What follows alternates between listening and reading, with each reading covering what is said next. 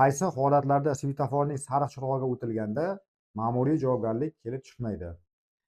Amaldagi yo'l harakati qoidalarining 42-bandiga ko'ra, svetoforning yashil ishorasidan keyin sariq ishora yonganda yoki tartibga soluvchining qo'li yuqoriga ko'tarilganda qoidalarning 41-bandida nazarda tutilgan joylarda keskin tormoz bermasdan to'xtashga ulgura olmaydigan haydovchilarga harakatlanishni davom ettirishga ruxsat etiladi.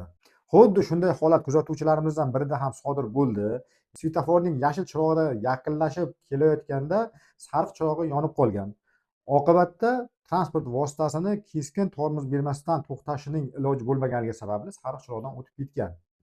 Yo'l harakati xavfsizligi boshqarmasi ma'muriy amaliyot bo'limi tomonidan uning xatti-harakatlarida ma'muriy huquqbuzarlik alomatlari mavjud deb baholanib, ma'muriy jarimaga tortilgan.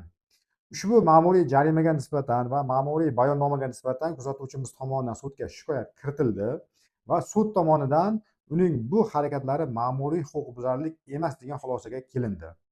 Hurmatli kuzatuvchilar, mani profilimni kuzatib boringlar, sizlarga foydali bo'ladi va albatta menga obuna bo'linglar.